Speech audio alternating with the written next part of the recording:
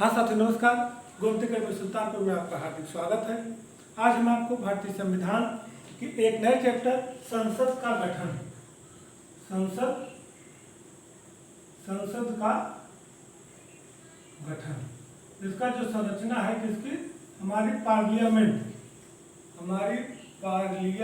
की जो संरचना है इसके विषय में आपको बताएंगे। बहुत ही महत्वपूर्ण टॉपिक है, परीक्षा में पूछे जाने वाला टॉपिक है। इसको हम 2-3 वीडियो के माध्यम से आपको पहुंचाएंगे। तो सबसे पहले आप हमारे चैनल को सब्सक्राइब कर लीजिए, बेल दबाकर ऑल को क्लिक कर लीजिए, जिससे सभी नोटिफिकेशन आपको मिलता रहे। संविधान का अनवरत वीडियो हम आपको दे रहे हैं, हमसे जुड़े रहिए और आप जो है एक एक चीज को समझते रहिए। पूरा संविधान आपका क्लियर हो जाएगा। बाद में हम आपको अनुच्छेद जितने हैं या जितने संविधान संशोधन हैं या जो और चीजें हैं उसका अलग से वीडियो हम आपको देंगे। हम आपको आधा घंटा के वीडियो, छोटे छोटे वीडियो के माध्यम से संविधान का एक एक पार्ट एकदम आसानी से क्लियर करते चले जा रहे हैं। और हम आपको संविधान के निर्माण से लेकर और इधर हम प्रधानमंत्री तक, मंत्रिमंडलीय समितियां और आपके मंत्रिपरिषद का गठन यहाँ तक बता चुके हैं। भाग 4 का पूरा वीडियो हम आपको दिए थे, उसके बाद जो मुख्य बातें थी आपको बताते गए हैं। अब हम आपको संसद का गठन सीधे भाग 5 पर आपको हम बताएंगे कि भाग 5 देखिए, संसद मुख्य रूप से थोड़ा सा लंबा है और उसको 2-3 वीडियो के माध्यम से एक राज्यसभा, फिर संसदीय से प्रश्नकाल, शून्यकाल, इस तरह से जो भी संसद से बनने वाले प्रश्न हैं सब पे डिटेल से चर्चा कर ली जाएगी।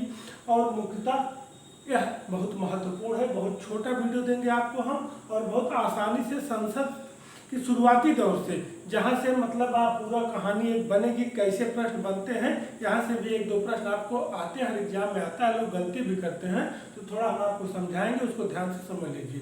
देखिए, टीजीटी पीजीटी का एग्जाम होने वाला, फॉर्म पड़ रहा है और बहुत जल्दी आप मान चलिए सितंबर-अक्टूबर तक एग्जाम होगा, इसी साल रिजल्ट भी आ जाएगा। और आज ऐसे जो पॉलिटी के छात्र हैं उनके लिए बहुत संविधान बहुत महत्वपूर्ण रोल है। जो प्रश्न बनता है उसमें थ्योरी से भी संविधान से भी मिला के दोनों प्रश्न आते हैं। और अभी संविधान का जो पोर्शन है वो बहुत ही महत्वपूर्ण है, इसको थोड़ा सा आप समझते चलिए तो आधा काम आपका कवर हो जाएगा। छोटी छोटी बातें उसमें पूछता भी है और आप प्रैक्टिस करते रहिए। जो भी बुक आपका लक्ष्मीकांत या जो भी बुक पढ़ रहे हैं उसको ध्यान से पढ़ते रहिए और वीडियो हमारा देखे रहेंगे तो एग्जाम में जाएंगे तो कभी आपको कन्फ्यूजन नहीं होगा, आप आसानी से समझ लेंगे। तो आइए हम इसको चलते हैं, लेकिन आप हमारे वीडियो को ध्यान से देखिएगा, पूरा देखिए, अपने दोस्तों को शेयर भी करते रहिए और सबसे पहले आप सब्सक्राइब कर लीजिए। तो संसद भाग 5 अनुच्छेद 79 से 122 तक, 79 से 122 तक संसद का वर्णन है। देखिए, ओवरव्यू आप जान लीजिए, जहाँ जहाँ मेन चीजें, मेन आर्टिकल आता जाएगा वहां तक हम आपको बताते जाएंगे। अभी तक जैसे हम जो मुख्य आर्टिकल आया है सब पर डिटेल से चर्चा करते चले गए हैं और अंत में एक वीडियो महत्वपूर्ण अनुच्छेद जो एग्जाम में पूछे जाते हैं उसका कंबाइंड अनुच्छेद हम आपको देंगे और बहुत ही महत्वपूर्ण, अगर ज़्यादा होगा 2 पार्ट में देंगे, आधा 51 तक कवर कर लेंगे। उसके बाद इम्पोर्टेंट जिससे आपको दिक्कत ना हो तो अनुच्छेद 79 से 79 से 122 तक, क्योंकि 123 जो है आपका अध्यादेश से हो जाता है रिलेटेड, जो राष्ट्रपति का अध्यादेश है, इसको आप नाम से स्पष्ट कर सकते हैं 1, 2, 3 राष्ट्रपति का अध्यादेश। और प्लस उसके बाद 124 हमारा सुप्रीम कोर्ट चालू हो जाता है, उच्च न्यायालय। तो कहने का मतलब है 79 से 122 मतलब 79 से 122 तक संसद का वर्णन है। किसका वर्णन है? संसद का। उसके बाद 123 अध्यादेश, उसके बाद 124 हमारा जो है सुप्रीम कोर्ट। तो कहने का मतलब है कि हमको संसद का गठन पढ़ना है, संसद का गठन बताएंगे इस वीडियो में। उसके बाद हम लोकसभा की संरचना, उसका चुनाव, उसकी मुख्य बातें, कैसे प्रश्न बनते हैं, फिर राज्यसभा का, फिर जो संसद से संबंधित और प्रश्न सब पे चर्चा की जाएगी। देखिए, संसद, अब हम संसद की चर्चा, इसके गठन, आप संसद को समझा लीजिए कि संसद केंद्र सरकार का एक विधायी अंग है। संसद क्या है कि संसद जो है, संसद केंद्र सरकार का एक विधायी अंग है। विधायी मतलब विधि निर्माण। संसद क्या है? केंद्र सरकार का एक कौन सा अंग है? विधायी अंग है। कानून निर्माण में इसका महत्वपूर्ण रोल रहता है। और आर्टिकल 79 से 122 के बीच में, 79 से 122 के बीच में इसके गठन, इसकी संरचना, इसकी कार्यप्रणाली आज पर हम डिटेल से चर्चा करेंगे। तो संसद केंद्र सरकार का क्या है? एक विधायी अंग है। भारतीय संविधान के भाग 5 में अनुच्छेद 79 से लेकर 122 तक और संसद का वर्णन है। इसमें संसद के गठन, उनकी संरचना, उनके स्वरूप, उनके कार्य आदि के विषय में डिटेल से बताया गया है। तो संसद के कितने अंग हैं? संसद के 3 अंग हैं। ये महत्वपूर्ण प्रश्न है और पूछा भी जाता है। कितने अंग हैं? 3 अंग हैं। बहुत इम्पोर्टेंट है, आप समझिए। पहला लोकसभा, राष्ट्रपति को हम लेते हैं, सबसे इम्पोर्टेंट है राष्ट्रपति। फिर आपका लोकसभा,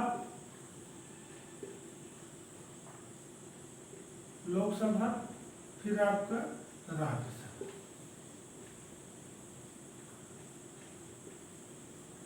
ये संसद के 3 अंग हैं, लोकसभा, राज्यसभा और राष्ट्रपति। ये प्रश्न 100% एग्जाम में पूछा जाता है। संसद के कितने अंग हैं? 3। या इसमें से कौन सा संसद का अंग नहीं है? राष्ट्रपति, लोकसभा, राज्यसभा, राज्यपाल दे देगा। या कौन से संसद के अंग हैं? राष्ट्रपति, लोकसभा, राज्यसभा, या विकल्प थोड़ा सा घुमा देगा। तो संसद के तीनों अंग हैं। अब आप समझ लीजिए कि संसद के कितने? 3, राष्ट्रपति, लोकसभा और राज्यसभा। अब इसको आप समझ लीजिए राष्ट्रपति के विषय। सबसे इम्पोर्टेंट चीज आप जो है राष्ट्रपति के विषय में आप समझ लीजिए कि राष्ट्रपति के विषय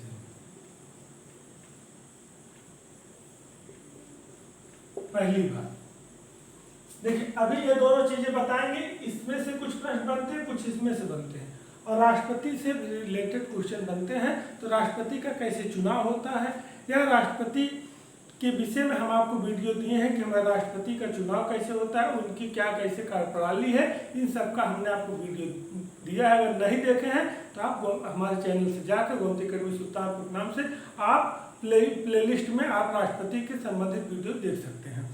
तो कहने का मतलब है कि देखिए बीच बीच में इनका जिक्र होता रहेगा, क्योंकि अब संसद चल रहा है तो लोकसभा, राज्यसभा, राष्ट्रपति इनके बिना कोई काम आपका होगा नहीं, क्योंकि हर जगह है आएंगे, हर जगह आपको मिलते रहेंगे और प्रश्न भी इनसे बनता है। तो राष्ट्रपति के निर्वाचन, उनकी कार्यप्रणाली जो कुछ भी है आप हमारे गोमती अकेडमी सुल्तानपुर चैनल पर जाकर देख सकते हैं। अब आगे देखिए, राष्ट्रपति संसद का अंग है, लेकिन इसके विषय में कुछ चीजें हैं जो आप समझ लीजिए।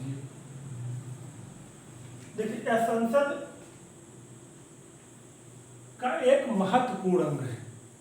लोकसभा, राज्यसभा तो है ही है, लेकिन यह भी एक महत्वपूर्ण अंग है। पहले यह संसद का सदस्य नहीं होता है। संसद का सदस्य नहीं होता है। अब आप ध्यान दीजिएगा, आप इस पे कंफ्यूज मत होइएगा कि यह इसका अंग है लेकिन संसद का सदस्य नहीं होता है। मतलब न तो यह लोकसभा का चुनाव लड़के आता है, न तो राज्यसभा से जो नामित किए जाते हैं गवर्नमेंट वाले, राज्यसभा का जो चुनाव होता है वहां से लड़का आता है। इसका कहने का तात्पर्य है कि राष्ट्रपति का चुनाव कैसे होता है। आप जान रहे हैं कि लोकसभा, राज्यसभा, राज्य विधानसभा इन सब के मिलके, दिल्ली पुडुचेरी के मिलके, ये सब मिलके करते हैं। लेकिन जैसे लोकसभा का चुनाव हुआ तो लोग जो सांसद अभी चुनाव, जैसे मोदी का कार्यकारिणी गठन चल रहा है, अब 24 में चुनाव होना है, तो जो लोकसभा का चुनाव होता है जिससे हमारा प्रधानमंत्री बनता है, तो लोग संसद के सदस्य हो जाते हैं। उनको सांसद बोला भी जाता है कि लोकसभा के सांसद। और फिर राज्यसभा का चुनाव होता है, जो जीतते हैं वो राज्यसभा के सांसद हो जाते हैं। तो यह संसद का सदस्य नहीं होता है। मतलब यह कोई संसद का, लोकसभा या राज्यसभा का चुनाव लड़के नहीं होता है, बल्कि लोकसभा, राज्यसभा के चुने हुए व्यक्ति, राज्य विधानमंडल के चुने हुए ये लोग इसका चुनाव करते हैं, तो इसलिए संसद का सदस्य नहीं होता है। संसद का अंग होता है लेकिन इसका सदस्य नहीं होता है। शब्दों पे आप ध्यान दीजिएगा। पहली चीज, संसद का अंग है, संसद का सदस्य नहीं है। नंबर 2, क्या संसद की बैठक में भाग नहीं लेता है। संसद की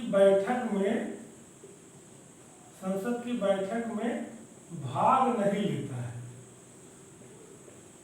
भाग नहीं लेता है कहने का मतलब जो लोकसभा की बैठक होती है, जो राज्यसभा की बैठक होती है, इसमें ये भाग नहीं लेता है। यही प्रश्न है जो कहते हैं कि पेपर टफ आ गया, ऐसे लाइन लाइन दे देगा कौन सा सही है कौन सा सही नहीं है, बस आप कहेंगे पेपर टफ हुआ। इसको आप समझ लीजिए, एक किताब पढ़ने के बाद उसका निचोड़ है आपके लिए। मैं स्वयं इसके लिए मेहनत किया हूँ, अपना टाइम निकाल कर इसको आप ध्यान से समझ लेंगे तो आपको कैसा भी घुमाएगा प्रश्न दिक्कत नहीं होगी। तो अब तीसरा पॉइंट कि यह संसद बैठक में भाग नहीं लेता है। और अब आप समझिए संसद का सदस्य नहीं है या संसद की बैठक में भाग नहीं लेता है, लेकिन संसद का अभिन्न अंग है। संसद का अभिन्न अंग है। इसी ध्यान, सदस्य नहीं होता है और लेकिन अभिन्न अंग है। न सदस्य होता है न उसकी बैठक में भाग लेता है, लेकिन उसका अभिन्न अंग है। क्यों है उसकी चर्चा करते हैं।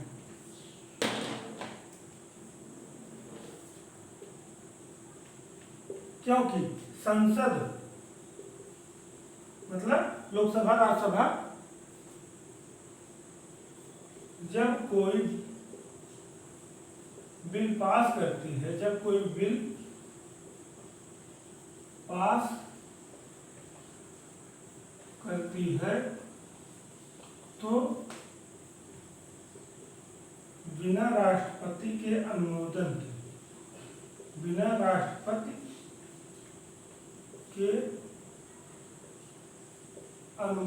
के कानून नहीं बनता है।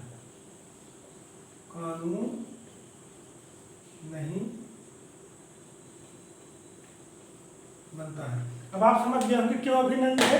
अगर लोकसभा कोई कानून बनाया तो राज्यसभा में पास होने लिए गया, राज्यसभा की सहमति हो गई तो राष्ट्रपति का अनुमोदन आवश्यक होता है। यदि राज्यसभा कोई कानून बनाया, लोकसभा पहुंच गया तो फिर राष्ट्रपति के अनुमोदन आवश्यक होता है। बिना इसके अनुमोदन से कोई कानून बन नहीं सकता, इसलिए इसका अभिन्न अंग है। अब आप समझ गए होंगे कि जब कानून निर्माण की प्रक्रिया होती है तो राष्ट्रपति की फाइनल मुहर लगना अनिवार्य है, इसलिए अभिन्न अंग है। इसको आप समझते चलिए, एकदम बाखूबी समझिए इसको। अब आप एक चीज और समझ लीजिए, यहाँ ले लेते हैं 4, 1 2 3 4 5 इसी में है। इसको तो आप अभी आसानी समझ लेंगे, इसके लिए हम इंडिविजुअल अलग अलग वीडियो हम आपको देंगे।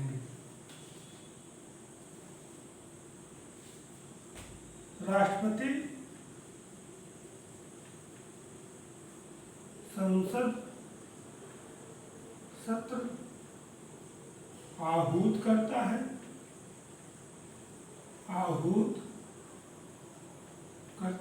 और सत्रावसान करता है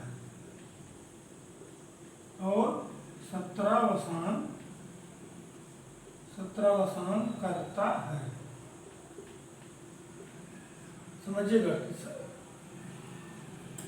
राष्ट्रपति संसद सत्र आहूत करता है और सत्रावसान भी करता है। बात समझिएगा कि सत्रावसान मतलब कि अब संसद की दोनों सदनों की बैठक होनी है तो राष्ट्रपति बुलाता है और उसको सत्रावसान, उस सत्र का अवसान होना है, उसको खत्म होना है तो भी राष्ट्रपति अनुमति देता है। एक चीज और है कि यह जो है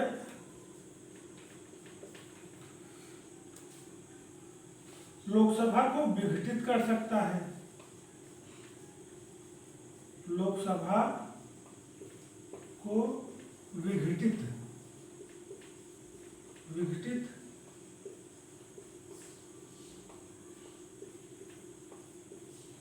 लोकसभा को क्या कर सकता है, लोकसभा को विघटित कर सकता है, इसलिए भी यह अभिन्न अंग है।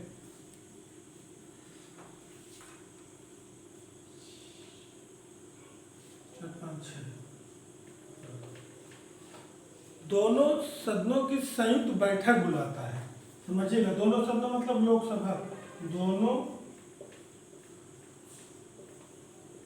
सदनों की संयुक्त बैठक बुलाता है, लेकिन अध्यक्षता, यही ध्यान दीजिएगा, लेकिन अध्यक्षता, इसकी अध्यक्षता जो है लोकसभा अध्यक्ष करता है। लोकसभा अध्यक्ष करता है। बात समझिएगा। दोनों सदनों की संयुक्त बैठक, दोनों सदनों की संयुक्त बैठक कौन बुलाता है, राष्ट्रपति, लेकिन अध्यक्षता कौन करता है, लोकसभा अध्यक्ष।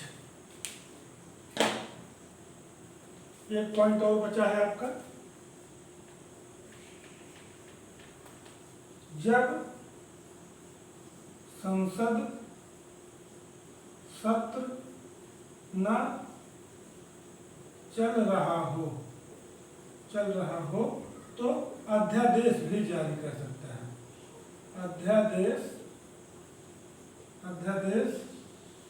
भी जारी कर सकता है।